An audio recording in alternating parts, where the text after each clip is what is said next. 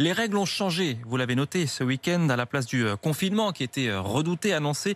La jauge est devenue plus stricte dans les commerces. Les grandes galeries marchandes ont fermé, pareil pour les frontières avec les pays hors Union européenne.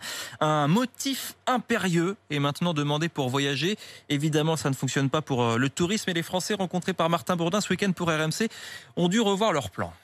Le voyage de Diaryatou à Dubaï était déjà tout organisé, tout planifié. On se projetait déjà, j'avais déjà commencé à faire mes valises, etc. Cette étudiante de 21 ans en rêvait. On a choisi cette destination parce que depuis le début de la crise, tout se passe très bien et ça s'est annulé une semaine jour pour jour avant le départ, donc c'est un peu frustrant. En un an, c'est le 3e voyage qu'elle est obligée d'annuler. C'est quand même une grosse déception, on en a un peu marre, on a besoin de s'évader, on a envie de voyager et c'était vraiment l'occasion de changer d'air et de partir un petit peu loin. Si elle relativise, c'est beaucoup plus difficile pour Sandrine. Le 13 février, j'avais mon vol pour retourner à Cuba pour enfin voir mon mari, célébrer nos 1 an de mariage entre autres. Car depuis ce mariage en février l'année dernière, elle vit en France, lui à Cuba, aucune retrouvaille possible. C'est le 4e vol que j'annule en l'espace d'1 an. C'est le coup de massue là, de ne pas pouvoir se revoir encore une fois. Je n'ai aucune certitude que les choses vont s'arranger. J'ai même bien peur qu'elles ne fassent que s'empirer.